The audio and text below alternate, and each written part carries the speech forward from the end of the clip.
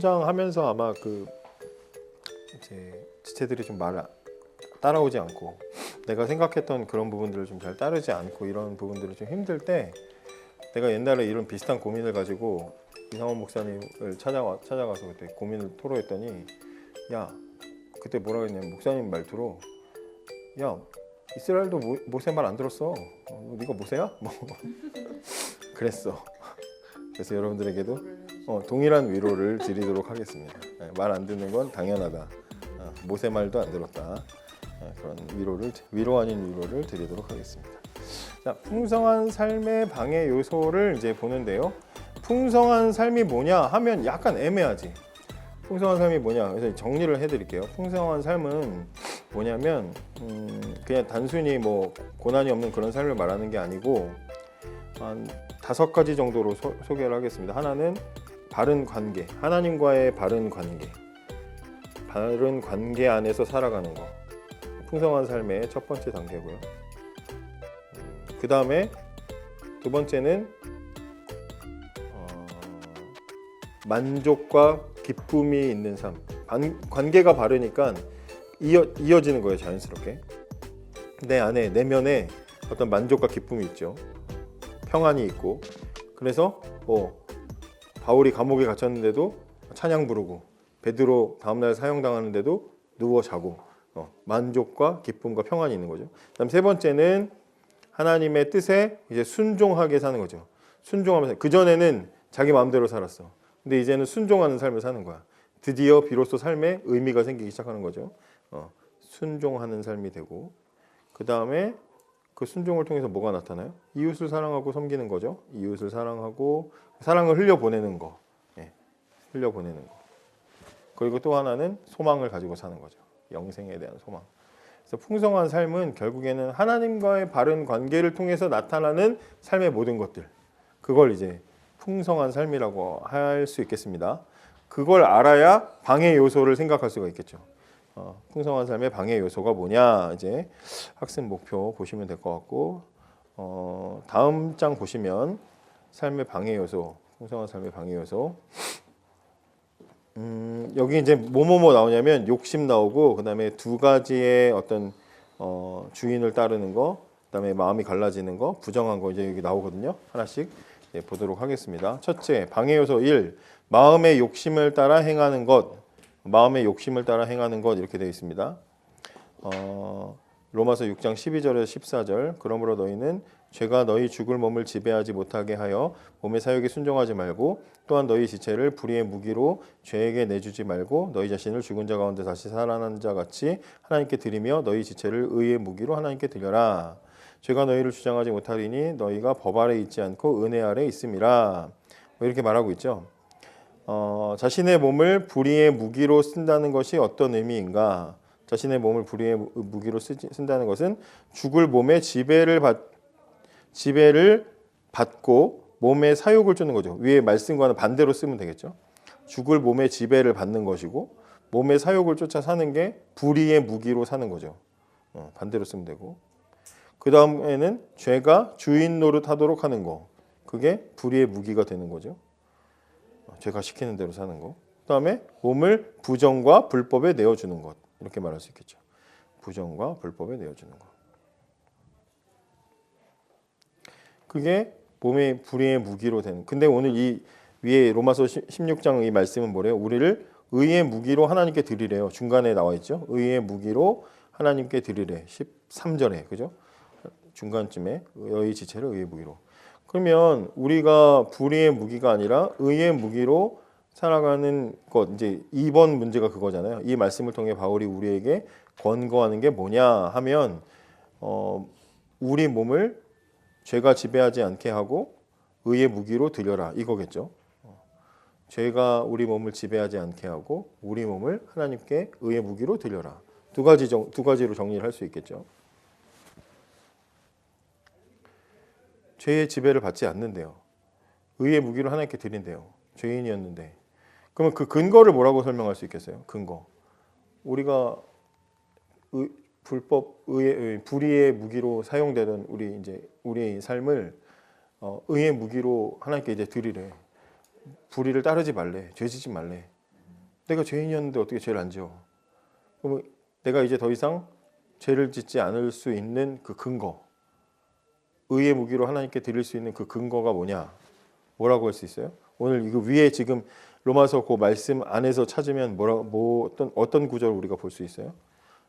14절에 보면 너희가 법 아래 있지 아니하고 은혜 아래 있음이라라는 말이 있죠. 너희가 법 아래 있지 않고 14절, 그죠? 죄가 너희를 주장하지 못하리니 죄의 지배를 너희가 받지 않는다는 얘기잖아. 컨트롤을 받지 않는다는 거잖아. 너희가 법 아래 있지 않고 은혜 아래 있기 때문에 죄는 더 이상 너희를 건드릴 수 없어 이 말이잖아요. 여기 아래에 있다라는 말은 소속이라는 말이지. 소속. 죄의 소속, 법 아래 소속돼 있지 않고 은혜 아래 소속됐다. 소속이 바뀐 사건이 일어났다는 거잖아요. 그죠? 여기 법이라는 건 율법 얘기하는 거예요. 율법. 하나님이 주셨던 율법. 근데 법 아래에 있다는 게 무슨 말이에요? 그러니까 그 율법 아래에 있었다는 게 거기에서 이제 우리는 은혜 안에로 갔대. 이거 뭘 말하는 거예요? 이게 법 아래에 있다는 건 뭐예요? 하나님의 율법은 하나님이 주신 거니까 나쁜 게 아니잖아요. 근데 여기서 말하는 건 율법의 정죄 아래에 있지 말라는 거예요. 율법이 우리를 판단했는데 율법이 우리를 판단한 결과 우리는 뭐예요? 죄인이라는 결과가 나왔잖아요. 근데 거기에 매여 있지 말라는 얘기예요. 율법 자체를 나쁘게 생각하면 안 되는 거야.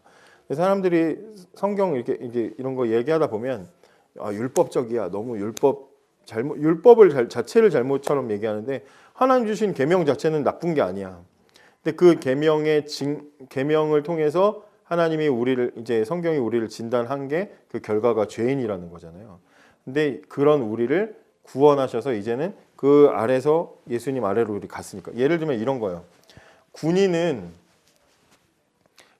군법의 지배를 받아요. 군법으로 다스려.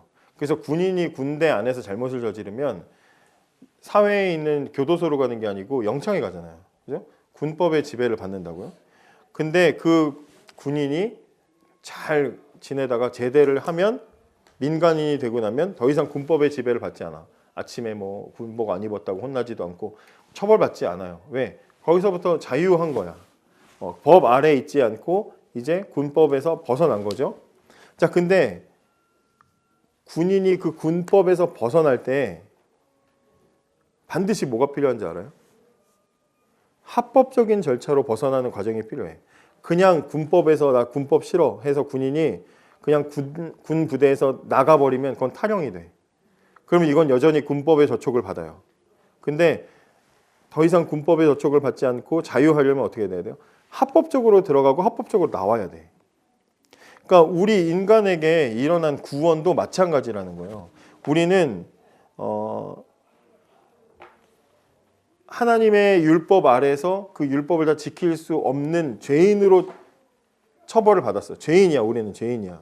그런데 그 죄인에게 하나님의 말씀이, 그러니까 우리가 왜 죄인이냐면 하나님의 법이 있잖아요. 하나님의 법, 십계명, 쉽게 말하면 십계명.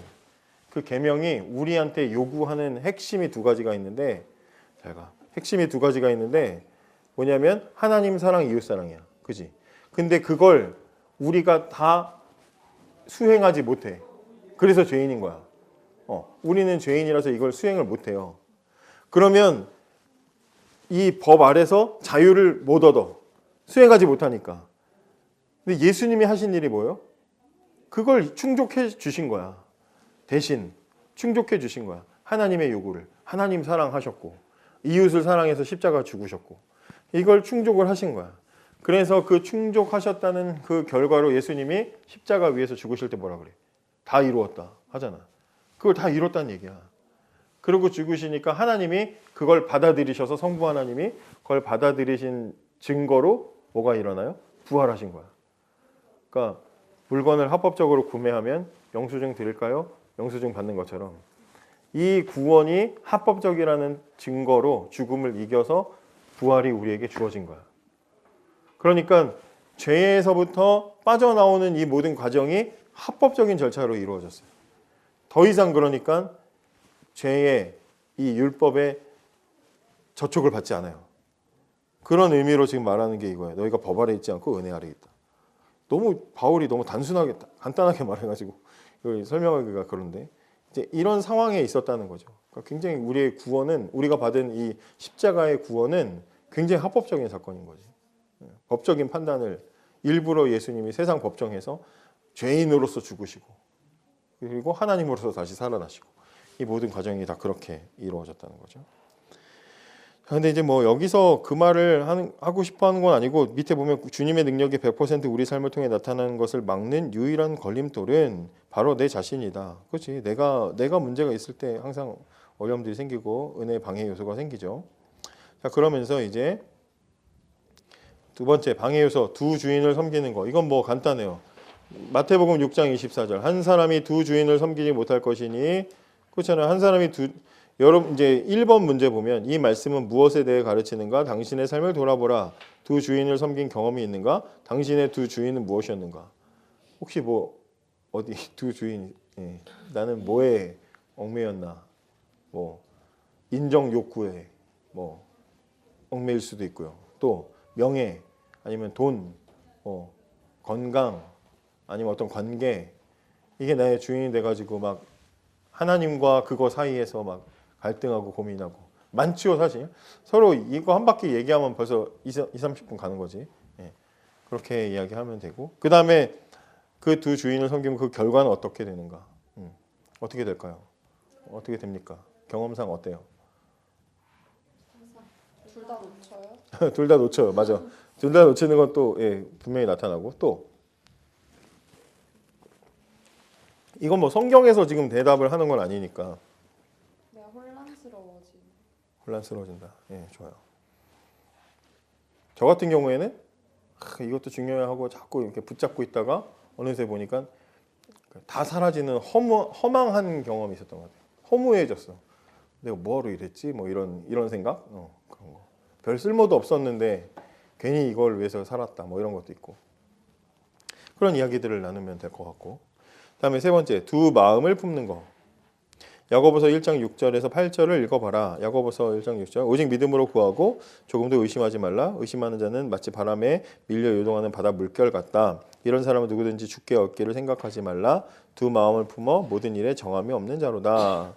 두 마음을 품는다는 게 무슨 말이냐? 두 마음을 품는다는 게 뭐냐?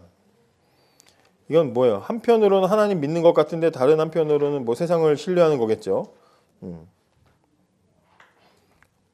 그러니까 사실 두 주인 섬기는 거랑 비슷해요. 이거 약간 여기 CCC 형님들이 좀 애매하게 나눠놨어. 내가 하면서도 이게 저 위에 게 이거 아닌가 막 그러긴 했는데 두 마음 품는다는 건 뭐 그런 거죠. 이쪽 저쪽 하다 보니까.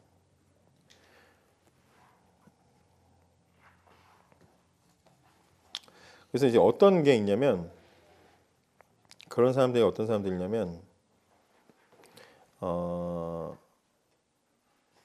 마태복음 21장에 보면은 한번 볼래요? 마태복음 21장 한번 펼쳐볼래요? 마태복음은 우리를 구원하러 왕으로 오신 예수님을 소개하는 책인데 왕으로 오셨으니까 예수님이 항상 말씀하시는 게 천국이야, 내 나라. 왕이니까. 왜 우리 대통령 선거 이제 얼마 있으면 할 텐데 대통령도 내가 꿈꾸는 나라, 다시 세우는 대한민국 뭐 이런 거 하잖아. 내 나라, 내 비전에 대해서 말하잖아. 근데 이 예수님도 내 나라는 이래. 근데 21장은 어떤 이야기를 하냐면 21장은 어떤 얘기냐면 지금까지 너희가 누렸던 이 나라는 이제 끝났고 내가 세우는 새로운 나라의 시대가 왔어. 이걸 보여주는 게 21장이야. 그래서 처음에 예수님이 예루살렘 성에 입성하시는 장면이 나와요.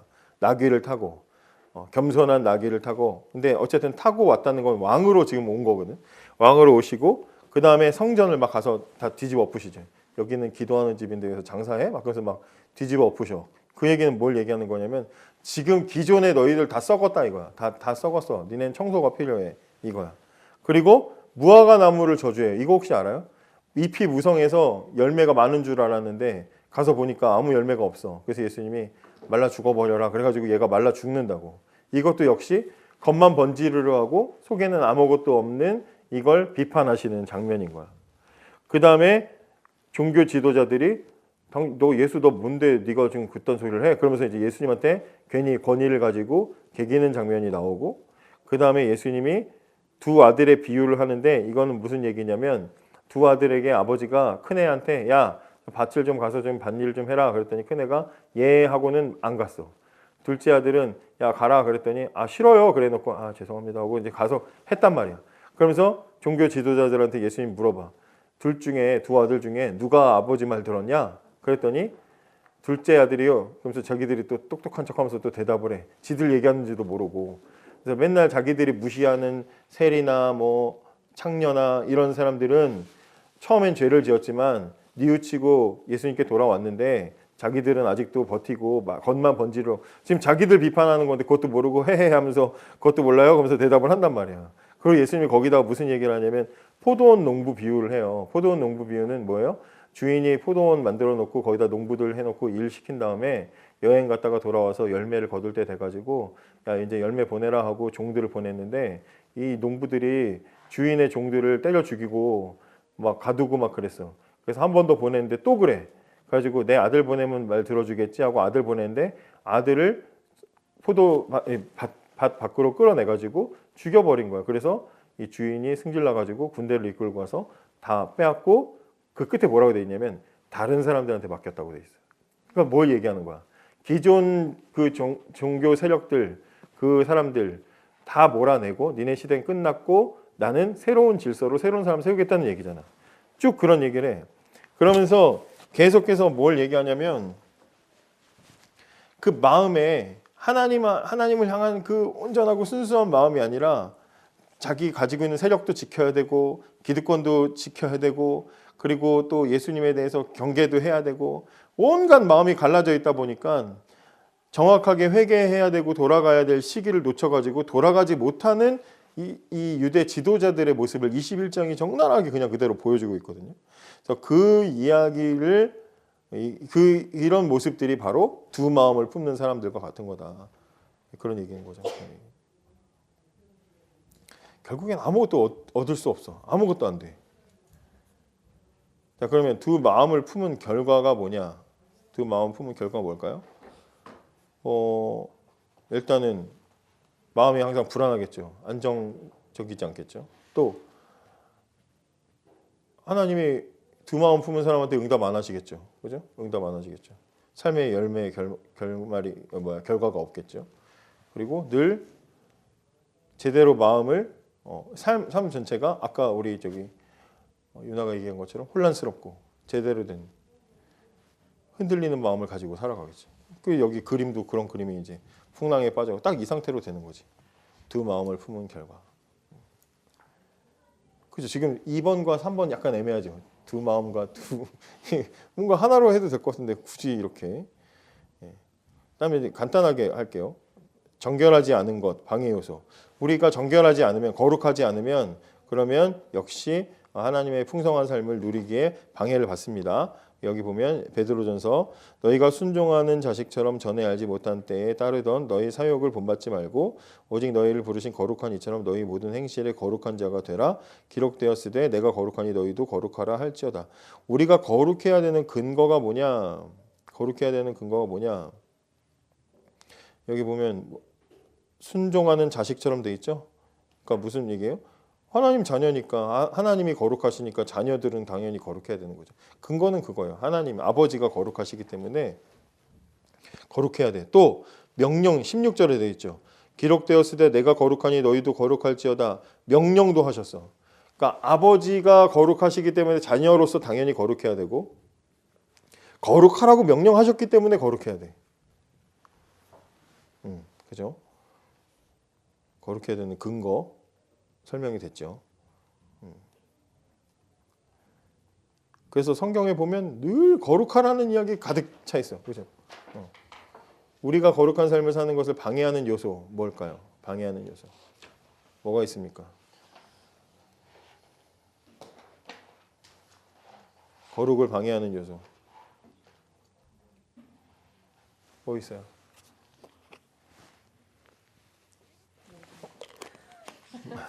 삶의 그래요? 모든 것이 자꾸 초조하게 하는. 그치 뭐 초조하고 불안하고 그지 여러 가지 고민들도 또 우리 오늘 뭐 말씀 나눈 것처럼 어떤 우리 안에 있는 근본적인 그 욕망들도 거룩을 방해하게 하고 그죠? 자꾸 무너지고 넘어지고 그런 것들을 이제 나누면 되겠죠. 자, 그럼 이제 그 다음은 이제 어떻게 회복되느냐? 우리가 회복에 대한 이야기를 이제 하게 되는데 여기 보면 앞에서 풍성한 삶을 방해하는 요소를 봤다. 풍성한 삶을 지속적으로 어떻게 하면 살 수 있을까? 이렇게 돼 있고 여기 보면 죄를 인정하지 않으면 어떻게 되느냐 이거잖아요. 죄를 인정하지 않으면 여기 잠언 28장 13절 말씀을 보면 자기의 죄를 숨기는 자는 형통하지 못하나 죄를 자복하고 버리는 자는 불쌍히 여김을 받으리라 이렇게 돼 있어. 그러니까 죄를 인정하지 않고 숨기는 사람들은 어떻게 되느냐? 형통하지 못해. 형통하지 못해. 그 삶이 막혀. 자꾸 자유가 없어. 마음이 조급해. 평안하지 않아. 전에도 그런 말 했지만 평안은 하나님이 주시는 거거든. 근데 평안이 없어. 많은 거 누려도 뭐해. 평안하지 못한대. 초조하고 불안하고 옆에서 보면 야 쟤는 걱정 없이 살 것 같은데 막 맨날 불안해하는 그런 삶을 사는 사람들 있잖아요. 그거예요 그거. 죄를 숨기고 인정하지 않으면 죄인인 것을 인정하지 않으면 그렇게 돼요. 또 하나는 뭐예요? 긍휼을 경험하지 못해. 왜? 죄인인 걸 인정해야 아까도 탕자가 자기 비참한 처지를 인정했을 때 아버지의 존재가 복음으로 보이는 것처럼 마찬가지로 죄인인 것을 인정할 때 하나님의 긍휼도 받아들여지는 거거든. 근데 죄인인 걸 인정하지 않으면 긍휼을 받을 수가 없어요. 그죠?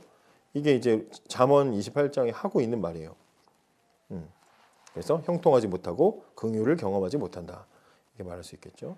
그럼 죄를 인정하는 그 결과는 뭐야? 반대겠죠. 이걸 질문이라고 형통하고 하나님의 긍휼을 경험하겠죠. 그렇죠? 형통하고 하나님의 긍휼을 경험한다. 하나님은 뭐 아주 어린이 그 주일학교 설교 같은 그 비유, 더러운 그릇 속에 거룩한 능력과 사람 채우지 않는다. 체험받기 전에 깨끗해져야 한다. 담임 목사님이 금요 기도했던 거 전에 한번 하셨던 설교 중에 그 조금 못나고 부족하고 요리를 할 때 조금 이제 끝에 조금 이렇게 좀 뭐 해지고 까지고 그런 거는 잘라내고 요리할 수 있는데 상한 건 못한다. 상한 건 못 쓴다. 하나님 앞에 상한 거 되면 안 된다. 그런 얘기 들었는데 그게 되게 마음에 굉장히 강력하게 왔었거든. 깨끗함을 이제 우리 가지고 있어야죠. 쓰임 받을 수 있죠. 시편 51편 알아요? 시편 51편 혹시 아세요, 여러분? 시편 51편의 배경이 뭐냐면 다윗이 밧세바를 범하고 나서 죄를 깨닫고 나서 지은 시가 시편 51편이야. 하나님 앞에 강력한 눈물의 회개를 했던 시가 시편 51편인데 거기 1절, 2절, 3절을 보면 뭐라고 하고 있냐면 하나님이여 주의 인자를 따라 내게 은혜 베푸시며 주의 많은 긍휼을 따라 내 죄악을 지어 주소서. 나의 죄악을 맑게 씻으시며 나의 죄를 깨끗이 제하소서. 물은 나는 내 죄가를 나오니 내 죄가 항상 내 앞에 있나이다. 이렇게 기도를 한단 말이에요. 시편 51편을 지은 시인은 무엇을 강구하고 있는가? 뭘 강구하고 있습니까?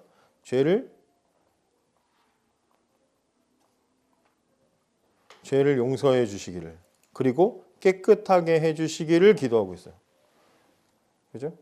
죄를 용서받기를 그리고 그걸로 끝나는 게 아니라 그러니까 혼나지 않는 걸로 끝나는 게 아니라 완전히 나를 깨끗하게 리셋해 주시기를 바라는 거지. 거기까지 가는 거예요. 그 근거가 뭐냐? 하나님은 인자하시고 긍휼하시기 때문에. 하나님은 인자하시고 긍휼하시기 때문에 그걸 근거로 이 기도를 하고 있습니다.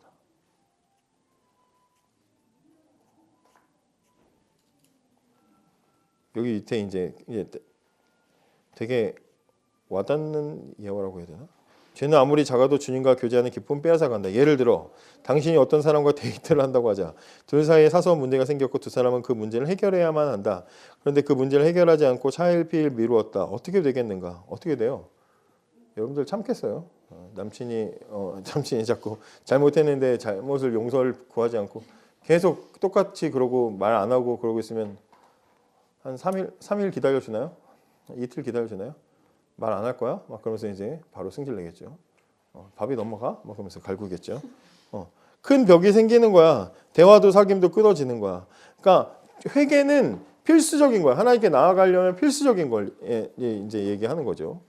그러면서 마찬가지로 우리 생활 가운데 죄가 있을 때 주님은 우리의 기도에 응답하시지 않는다. 당연하죠. 하나님 응답하시지 않죠.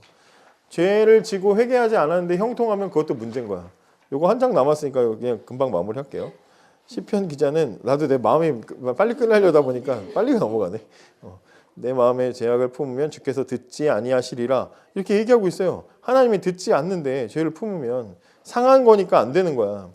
죄를 허용할수록 우리 생활은 더 비참해지는데 이 고통을 하나님께서도 동일하게 느끼신다는 사실이다. 그 다음에 3번 우리가 죄를 고백하면 하나님은 교제를 회복시켜 주신다. 하나님 아버지와 그의 아들 예수 그리스도와 교제하면서 사는 것은 빛 가운데 행함과 같다. 빛 가운데 살면 어떤 결과가 있다고 말하는가? 요한일서 1장 7절에 보면 무슨 말이 있냐면 빛 가운데 행하면 우리가 서로 사귐이 있고 이렇게 돼 있어요.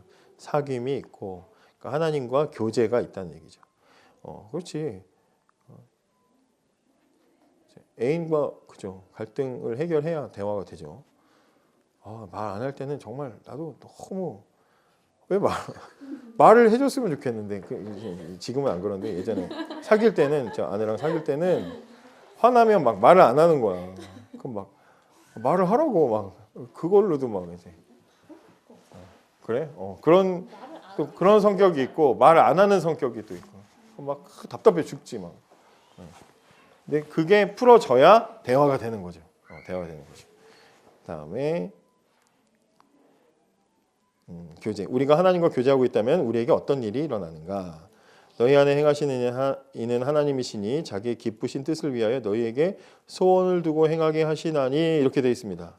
그러니까 하나님과 교제하면 하나님과 친밀해지면 우리 안에 일어나는 일은 뭐예요? 이 되게 은혜로운 말씀인 거죠, 사실. 하나님이 하나님의 기쁘신 뜻을 위해서 우리에게 소원을 주신대. 이게 무슨 말이에요? 삶의 목적이 하나님과 일치되기 시작하는 거야.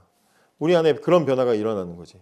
하나님의 뜻이 내가 바라는 뜻이 되고 하나님 기뻐하는 게 내가 기뻐하는 일이 되고 하나님 가시는 방향이 내가 가는 방향이 되고 가치관이 바뀌고 그러면서 모든 것들이 다 그렇게 맞아떨어져 가게 되는 거지. 우리 안에 그런 변화가 일어나는 거야. 얼마나 기쁘겠어요, 그죠? 얼마나 그게 감격적이고 힘이 되는 그런 삶이겠어요. 그런 삶으로 인도해 주시는 거다. 하나님과의 교제를 회복하고 나면 얻어지는 유익은 무엇인가?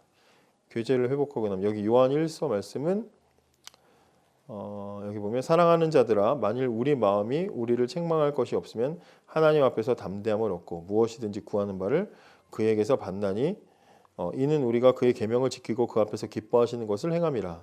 그의 계명은 이것이니 곧 그 아들 예수 그리스도의 이름을 믿고 그가 우리에게 주신 계명대로 서로 사랑할 것이니라. 그래서 하나님과의 교제가 회복되면 담대함과 응답받는 기도의 응답을 또 받을 수 있고 또 하나님의 계명을 지키고 그리스도의 이름을 믿고 사랑하며 살게 된다. 그렇게 말할 수 있겠네요.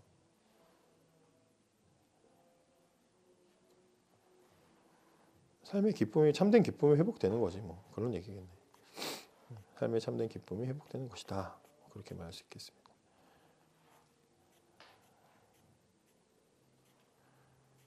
요 관은 어쨌든 하나님 우리의 바른 신앙생활에 있어서 우리를 방해하는 것들을 조금 다 살펴보고 이걸 우리가 회개를 통해서 회복해야 된다.